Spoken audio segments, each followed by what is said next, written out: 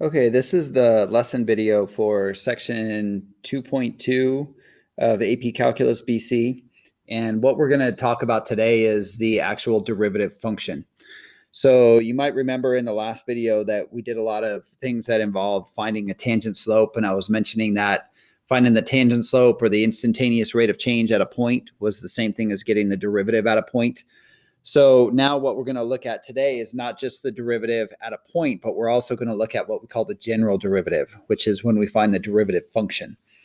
So we've got a couple of things here that are very closely related to what we did last time. And the first thing on here is the definition of a derivative. So this is how we actually formally define what a derivative is. And in terms of the math behind it, this is basically the exact same thing we did last time. The only difference is instead of using an actual point on our graph, we're just using a general point x. So what we're saying here is if we found the slope between some point where x is equal to, just an arbitrary x, and then we had another point where x is x plus h or h units away, then if we find the slope between those 2 points on that function, then that would give us, a secant slope. And then if we take the limit as h approaches 0, that's going to give us a tangent slope.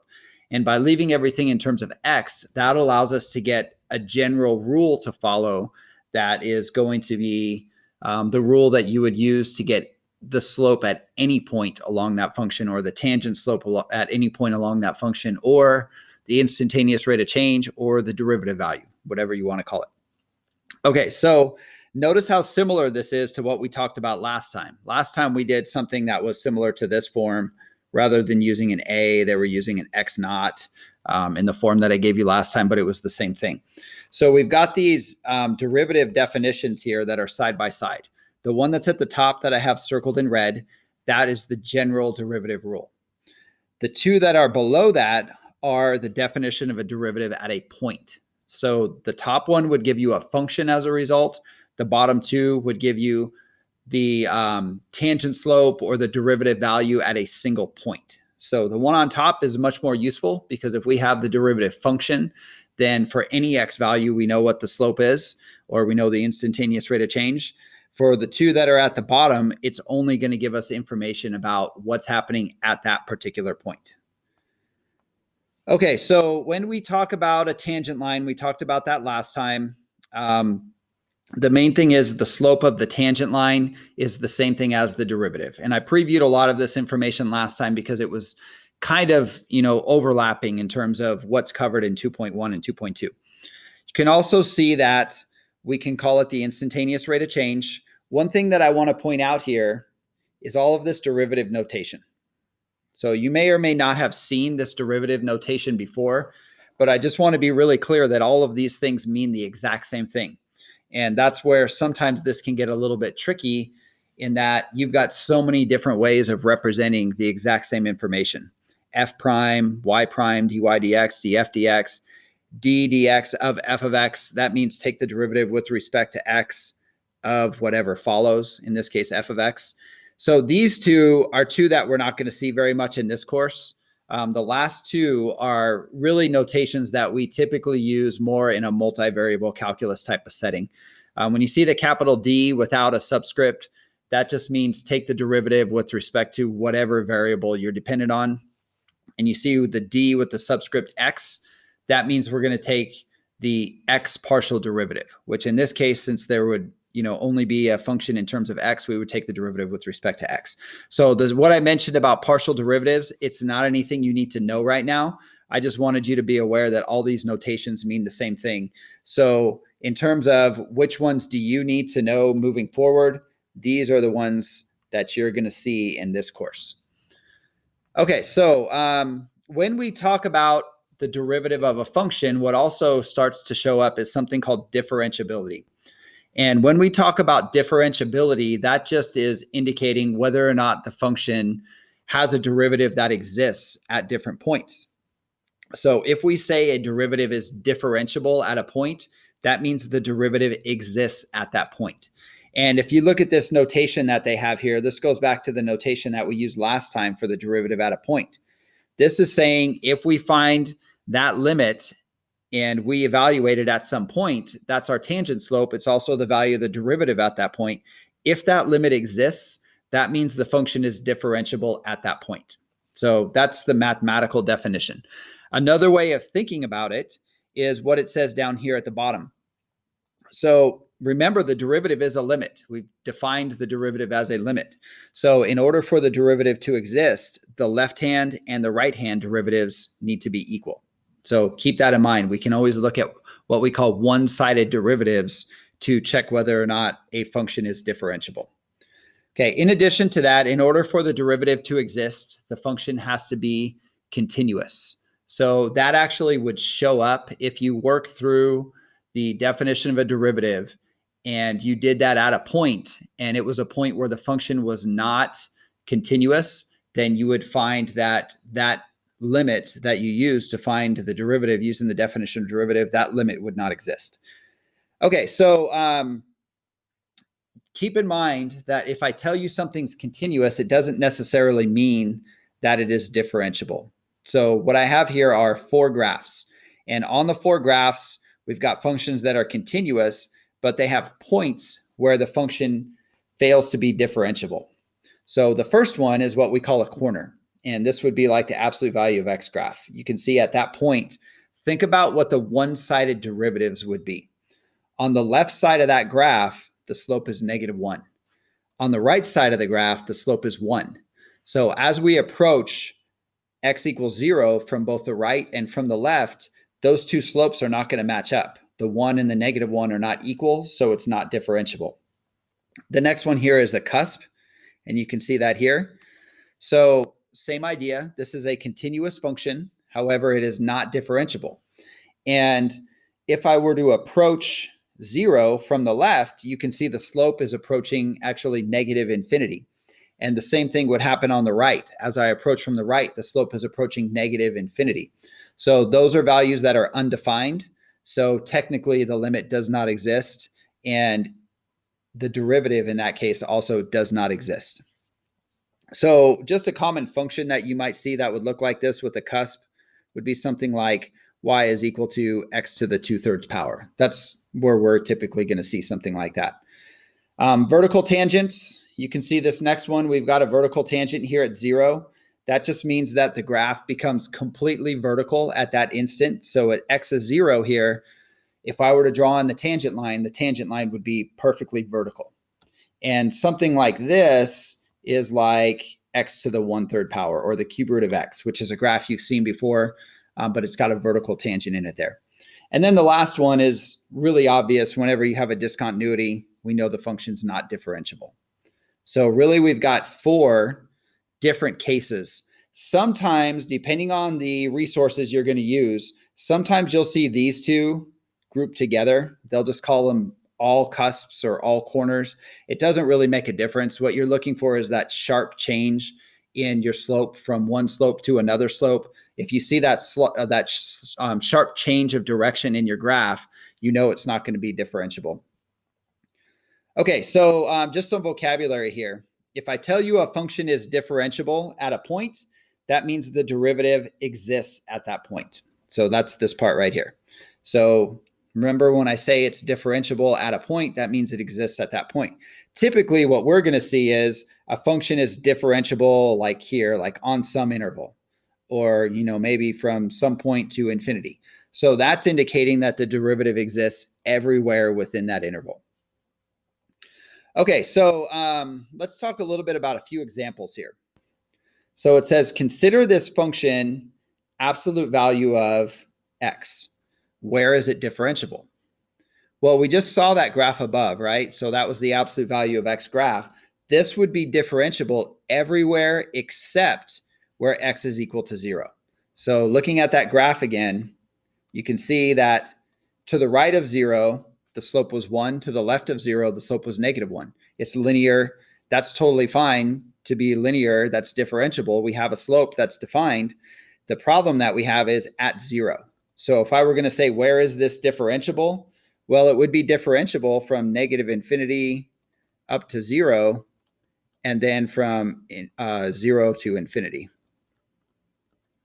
So everything except for the point where x is equal to 0. All right, so another thing we have to really be careful with. If I tell you something is differentiable, it is implied that it is continuous. Because if it's differentiable, that means that it's, let's say I said it was differentiable from -2 to 5. That means that from -2 to 5, we have a derivative that exists at every point. Well, in order for the derivative to exist at every point, the function would have to be continuous at every one of those points. So if I say it's differentiable, that implies continuity. However, you can't say because a function is continuous that it is differentiable. And we just saw that on that problem above with the absolute value of x. It's continuous, but it's not differentiable at 0.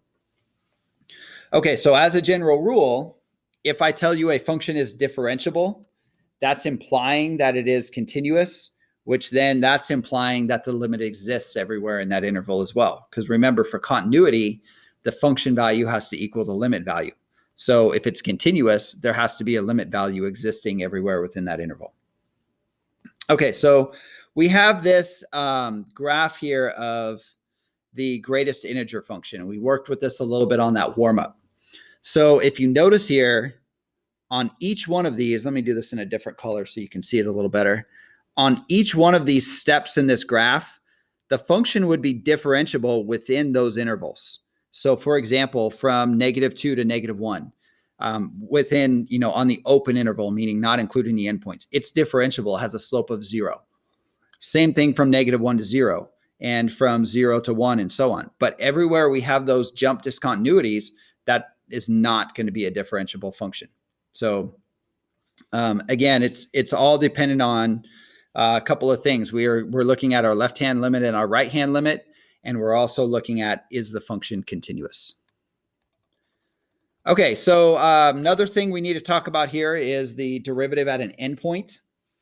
Remember when we talked about continuity, we had special rules that applied when we were at endpoints. If we were at a left endpoint, we looked at the right side limit. If we were at the right endpoint, we looked at the left side limit. So in this case, when we're looking at the derivative at an endpoint, all we're looking at is the one-sided derivative. So we don't have to have a left-hand derivative being equal to a right-hand derivative when we're at an endpoint. So this notation that you see here, that's indicating the right side derivative or right-hand derivative. And this is the left-hand derivative. So that's f with a subscript plus and f with a subscript minus. Okay, so what I have here are some graphs that I want you to try.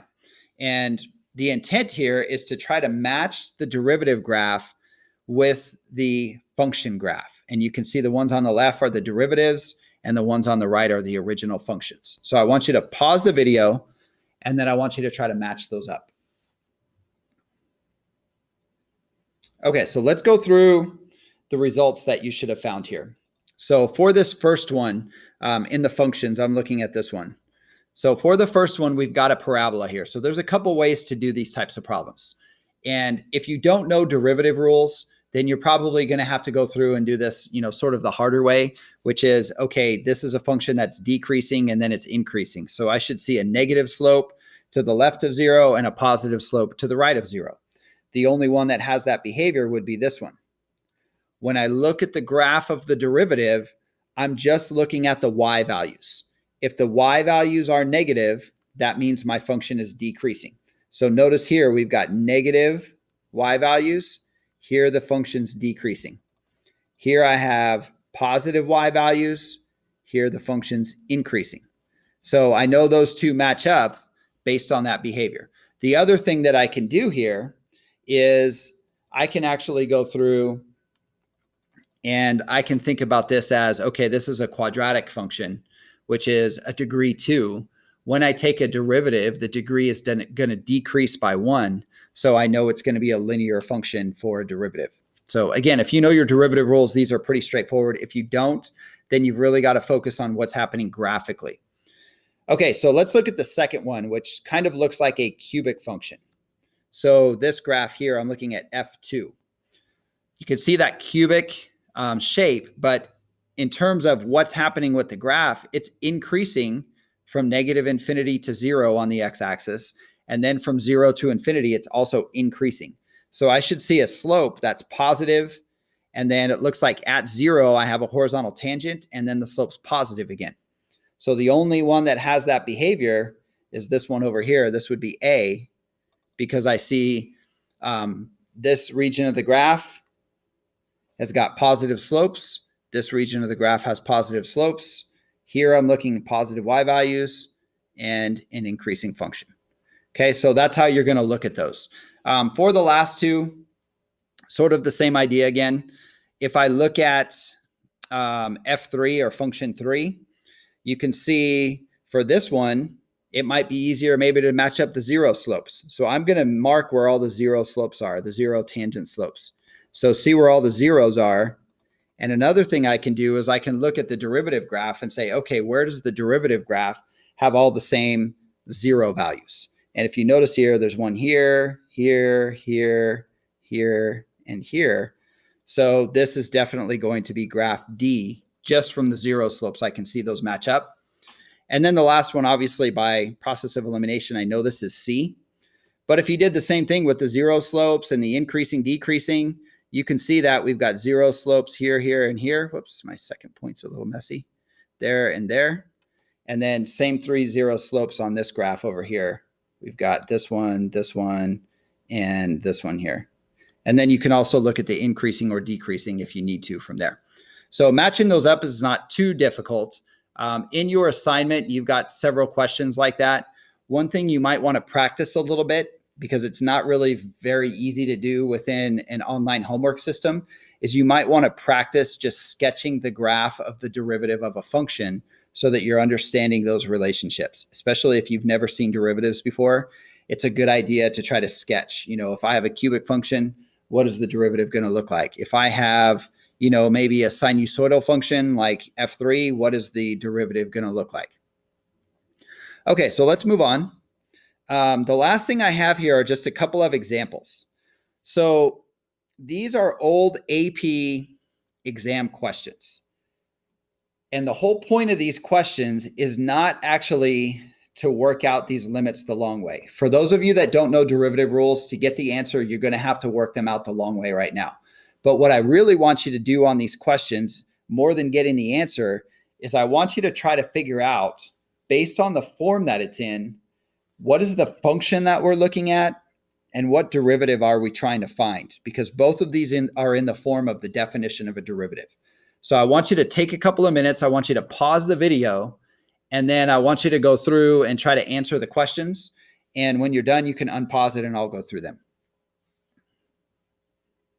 Okay, so for this first one, this is actually in the form of f of x minus f of a over x minus a. The limit as x approaches a. So this is the definition of a derivative at a point. And what we are trying to do here is we're trying to figure out, okay, what is this actually asking me to do?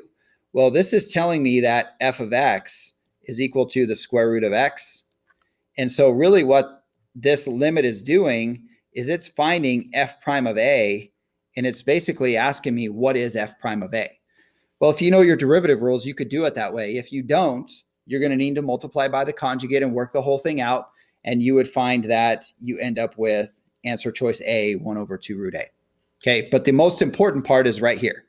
Whenever you see these definition of derivative questions in more of like a testing format, the purpose of them is not to go through and practice with the limits over and over again. The purpose of them is to understand that this is the formal definition of how do I come up with the derivative of this function at a point. All right, let's look at the second one. So for the second one, what you should have found on this one was that our original function here was x cubed, and we are trying to find f prime of x. So this is in the form of f of x plus h minus f of x divided by h. The limit as h approaches 0. That's the general definition of a derivative. So if you know your derivative rules, this is pretty easy to get C from. If you don't know your derivative rules, you would have to expand out that x plus h cubed, subtract away the x cubes, cancel out the h, and then when you take the limit as h approaches 0, you would get 3x squared. Okay, so that's really it in terms of what's in this section. Now, I went through that pretty quickly. The main thing is when you go through the assignment, make sure you're really understanding the relationship between the function and its derivative. Pay close attention to the notation as well, because that's notation we're going to use throughout the year. And you've got to be able to read that and completely understand what it says. And then the last thing, there's many forms of the definition of derivative, more than I listed here, more than you're going to see even in your book. So the main thing is to understand, when I'm looking at the distance between 2 points divided by, the distance between those x values, or I guess I should say the difference between the function values divided by the difference in the x values, and I take the limit as those 2 points get very close, then I'm looking at the derivative at a point. And then when I do that in a general form, I'm looking for the general derivative of the function. Okay, so make sure you work through the assignment, and next time in class, we will discuss any questions that you have on this lesson.